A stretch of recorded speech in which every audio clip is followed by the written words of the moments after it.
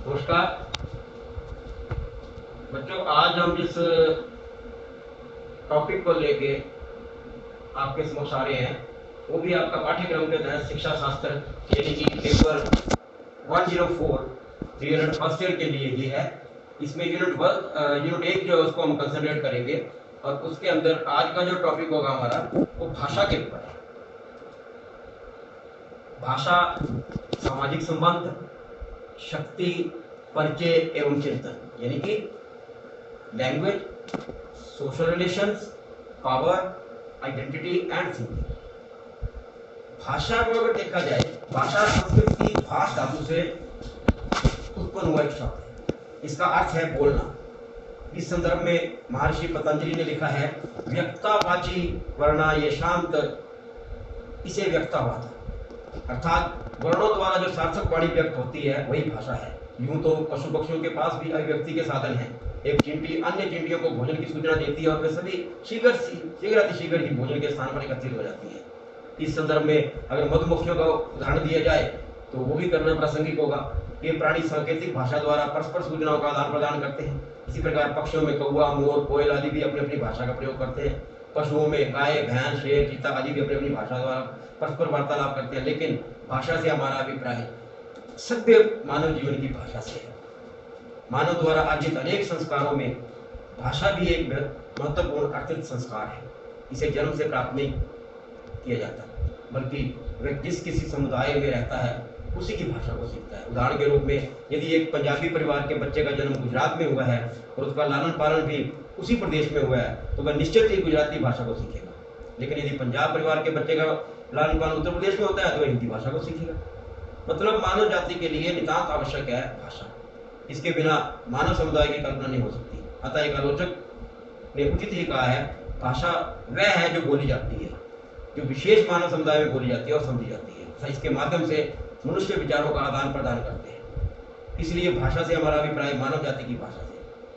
मानवेतर भाषा मानव भाषा से प्रकृति की दृष्टि से सर्वथा भिन्न है। मानव जाति द्वारा विचारों के आदान प्रदान के 3 साधनों का प्रयोग किया जाता है। नंबर 1 स्पर्श संकेत, नंबर 2 दृष्टि संकेत, नंबर 3 श्रव्य संकेत। अर्थात हम छूने से भी उसमें अंदाजा लगा सकते हैं भाषा का, हम देखते हुए अंदाजा लगा सकते हैं और हम उसको सुनकर भी अंदाजा लगा सकते हैं। तो कहने का मतलब है कि भाषा के लिए खाली यही नहीं है कि हम लोग बोलने वाली चीज कोई भाषा बोलेंगे। अर्थात हम देखने से भी, स्पर्श से भी और एक तरह से सुनने से भी भाषा का पता लगा सकते हैं। भाषा उसे कहते हैं जो बोली जाती है और सुनी जाती है। और बोलना भी पशु पक्षियों का नहीं, गूंगे मनुष्यों का भी नहीं, केवल बोल सकने वाले मनुष्यों का, तो उसको हम भाषा कहते हैं। यही भाषा का एक तरह से अगर आप कहें तो यही भाषा का अर्थ है। जो भाषा की प्रकृति है, प्रकृति में सबसे पहले चीज आ जाती है इसकी सामाजिक वस्तु। प्रकृति में सबसे पहले आ जाता है सामाजिक वस्तु।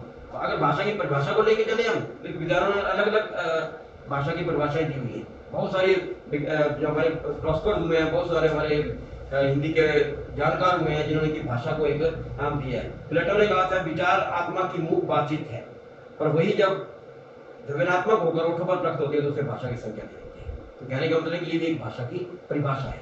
अब इसकी प्रकृति में क्या क्या जाता है? सबसे पहले आता है इसमें सामाजिक वस्तु। उसके बाद ये एक सामाजिक वस्तु है, हम इसको समाज में कैसे इस्तेमाल करते हैं, किस तरह से हमारा व्यवहार कैसा है लोगों के साथ, वो भी भाषा के अंदर आएगा। उसके बाद है परंपरागत वस्तु, अनुकरण से सीखी जाती है। भाषा जो है वो अनुकरण से सीखी जाती है। हम घर में एक तोता पाल लेते हैं, उसको हम जिस तरह का उसको सिखाते हैं, जो नाम उसको बोलना सिखाते हैं उसी को वो सीखता है। तो कहने का मतलब है कि भाषा जो है वो अनुकरण से भी सीखी जाती है। ये परिवर्तनशील है।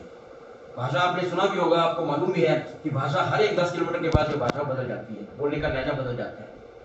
तो भाषा जो है परिवर्तनशील भी है और ये एक अर्जित संपत्ति है, ना कि पैतृक है। इसको हम पेरेंटल प्रॉपर्टी नहीं कह सकते। अगर मान लो किसी के माता पिता अगर पंजाबी है और वो बच्चा जो है वो गुजरात में जाके बड़ा हुआ है, वहीं पे पढ़ रहा है, वहीं पे उसने नौकरी की है, वहीं पे उसका काफी समय उम्र के कम से कम 10-15 साल उसके वही निकलते हैं, तो आप देखेंगे कि वो जब भी आपसे द्वारा मिलेगा तो उसकी जो भाषा में है वो थोड़ा सा बदलाव आ जाएगा, उसमें एक वैसा टच आ जाएगा यहाँ। दूसरी बात ये कठिनता से सरलता की ओर एकलता जिस करती है, संस्कृत और सभ्यता से जुड़ी होती है।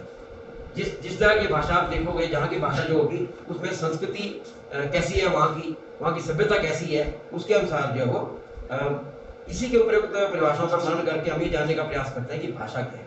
मानव के मन में जो विचार उमड़ते हैं वो भावनाएं उद्वेल होती है, लेकिन भिन्नता और अनेक रूपता होती है।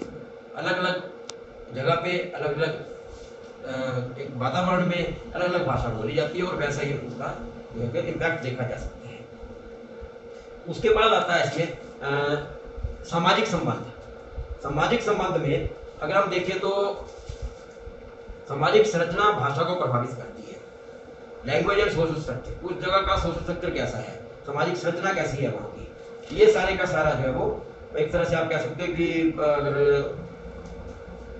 किसी भी समाज की संरचना उस समाज की भाषा को प्रभावित करती है। जिस भाषा को लोग बोलते हैं, जिन शब्दों का चुनाव वे करते हैं, वे सभी उन लोगों की नस्ल, उनके लिंग, उनके सामाजिक आर्थिक स्तर को प्रदर्शित करती है। भाषा के विभिन्न नियम भी सामाजिक आवश्यकताओं के अनुसार विकसित होते हैं। समाज के विभिन्न वर्ग एक विशिष्ट भाषा का प्रयोग करते हैं। उदाहरण के लिए मध्यम वर्ग की भाषा उच्च वर्ग से भिन्न होती है। दूसरी बात है इसमें भाषा सामाजिक संरचना को प्रभावित करती है।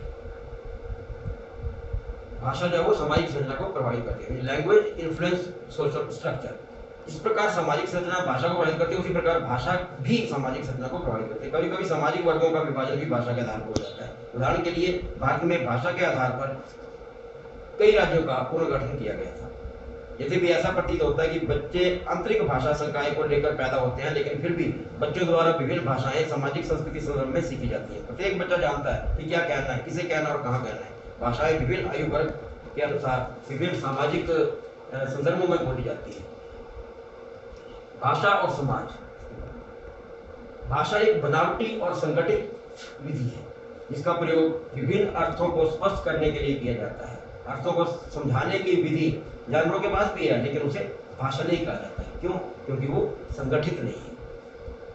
इसके बाद इसका जो तीसरा बिंदु था वो था पावर, यानी कि शक्ति। शक्ति से हमारा भाषा को अगर हम शक्ति के साथ कंपैरिजन करें, इसको दोनों को आपस में जोड़े, तो सभी भाषाओं की प्रणालियों और उपप्रणालियों का एक समान होती है। लेकिन जब भाषाओं का इतिहास, अर्थशास्त्र, समाजशास्त्र, राजनीति के साथ जटिल अंतक्रिया होती है, तो कुछ भाषाएं अन्य भाषाओं से अधिक शक्तिशाली बन जाती है। ये भाषाएं अधिक सम्मानजनक हो जाती है, शक्तिशाली हो जाती है। दूसरी भाषाओं से अधिक सामाजिक और राजनीतिक रूप में शक्तिशाली बन जाती है। जो भाषा और अमीर और उच्च वर्गीय लोगों के द्वारा बोली जाती है, वे भाषा मार्ग भाषा बन जाती है। व्याकरण, शब्दकोश व अन्य सभी संदर्भ पुस्तकें उसी भाषा के अनुसार बन जाती है। लेकिन भाषा विज्ञान के अनुसार कोई भी भाषा अच्छी या बुरी नहीं होती। जो लोग शक्तिशाली होते हैं वे अपनी भाषा को दूसरों से महान समझते हैं। इस प्रकार रंग, धर्म और नस्ल के आधार पर एक तरह से पूर्व धारणाएं होती हैं, उसी प्रकार भाषा के आधार पर भी पूर्व धारणाएं पाई जाती है। भाषा और अगर आप सामाजिक, राजनीतिक और आर्थिक प्रभाव के कारण ही लोग राष्ट्रीय और ऑफिशियल भाषा का निर्णय करते हैं। इसी आधार पर यह निर्णय किया जाता है कि कौन सी भाषा प्रशासनिक भाषा होगी और कौन सी भाषा शिक्षा की भाषा होगी। दूसरी भाषाएं भी सब कुछ कर सकती हैं। कोई एक राष्ट्रीय भाषा कर सकती है।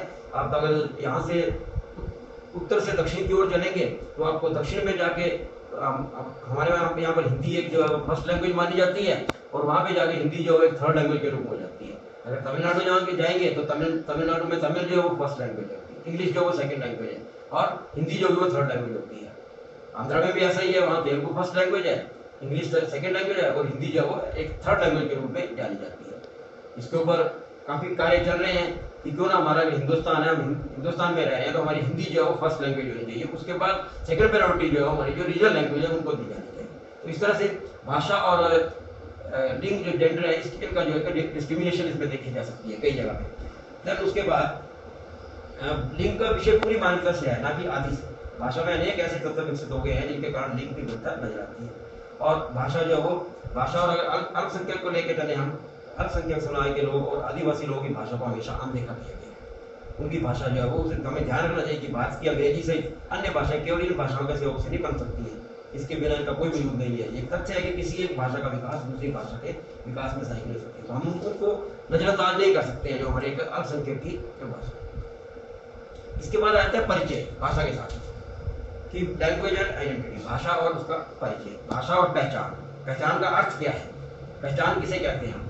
जब भी कोई मनुष्य कोई भाषा, अगर कोई हिंदी भाषी अगर कहीं पे चले तो पहचान बन जाती है। हमारे स्वर्गीय पूर्व प्रधानमंत्री अटल बिहारी वाजपेयी जब भी कहीं जाते थे विदेश में, किसी भी यात्रा में जाते थे, किसी भी कॉन्फ्रेंस में जाते थे, तो वहाँ उनका जो भाषण होता है वो वैसे हिंदी में दिया जाता था। तो वो क्या था, उनकी पहचान थी। अगर वाजपेयी जब भी कुछ बोलेंगे तो वो हिंदी में ही बोलेंगे, वो हिंदी में आएंगे। तो उन्होंने एक हिंदुस्तान को एक नाम दिया था कि जब भी वो आएंगे तो हिंदी में कुछ ना कुछ बोलेंगे। तो इस तरह से पहचान जो है वो एक आइडेंटिटी बन जाती है।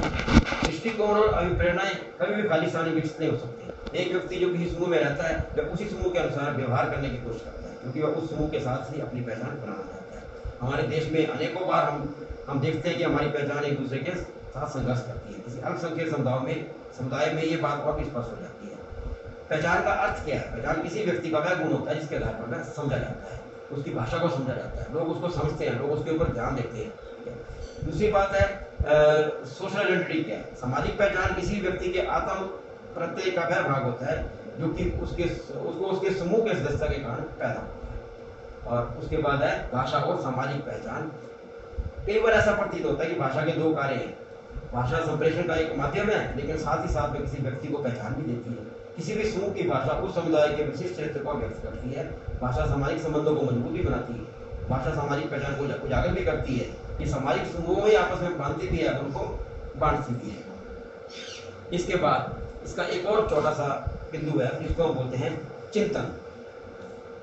चिंतन का अभिप्राय है कि एक ऐसी प्रक्रिया जो प्राणियों में होती है। ये प्रत्यक्ष मानसिक प्रक्रिया कहा गया है इसको। कुछ लोगों ने इसे वातावरण से मिलने वाली सूचनाओं का मानसिक जोड़ तोड़ कहा है, तथा कुछ लोग किसी समस्या का उद्देश्य तथा इसके समाधान या अनुक्रिया के बीच होने वाली मध्यस्थ प्रक्रिया मानते हैं। लेकिन इतना तो स्पष्ट है कि इस प्रक्रिया को हम देख नहीं सकते, अर्थात अव्यक्त मानसिक प्रक्रिया होती है। एक बहुत अच्छे फिलोसफर ने लिखा है कि चिंतन एक ऐसी मानसिक प्रक्रिया है जो हम लोगों को उद्दीपक तथा घटनाओं के प्रतीकात्मक प्रतिनिधित्व द्वारा किसी समस्या का समाधान करने में मदद करती है। एक और फिलोसफर ने लिखा है कि चिंतन ज्ञानात्मक पक्ष में एक मानसिक प्रक्रिया का मनोवैज्ञानिक पक्ष में एक मानसिक प्रक्रिया है। चिंतन में भाषा का महत्व बहुत होता है। चिंतन को बहुत सारे भागों में बांटा गया है। इसमें चिंतन के विभिन्न प्रकार हैं। उसमें स्वलीय चिंतन, यथार्थवादी चिंतन को फर्दर आगे 3 भागों में बांटा गया है। अभिसारी चिंतन, सृजनात्मक चिंतन, आलोचनात्मक चिंतन। और इस तरह से अगर हम चिंतन के ऊपर जाए तो इसके आगे भी जो आलोचनात्मक चिंतन है उसके भी बड़े सारे भाग इसमें आपको देखने को मिलेंगे। तो चिंतन व्यक्ति किसी वस्तु, घटना या तथ्य की सच्चाई को स्वीकार करने से पहले उसके गुण दोष की परख कर लेता है। कुछ व्यक्ति ऐसे होते हैं, उन्हें किसी घटना या वस्तु के बारे में जो कुछ भी कहा जाता है उसे वे मान के करते हैं। लेकिन ऐसे व्यक्तियों में आलोचनात्मक शक्ति होती है, पर थोड़ी सी कम होती है। लेकिन कुछ ऐसे व्यक्ति होते हैं जिन्हें कुछ घटना या वस्तु के बारे में कहने पर उनका गुण दोष परखते हैं, तभी ये सही या गलत मानते हैं। ऐसे चिंतन को इवैल्यूएटिंग चिंतन या आलोचनात्मक चिंतन कहा जाता है। इसके भी कई प्रकार हैं। तो इस तरह से अगर हम देखें तो ये हमारा जो टॉपिक है, इस टॉपिक में भाषा के ऊपर एक तरह से एक कंट्रोल, चिंतन, आपके पास लैंग्वेज, आपकी पहचान, आपकी शक्ति, ये सारी चीजें जो है वो एक इस टॉपिक में कवर कर दी गई है। थैंक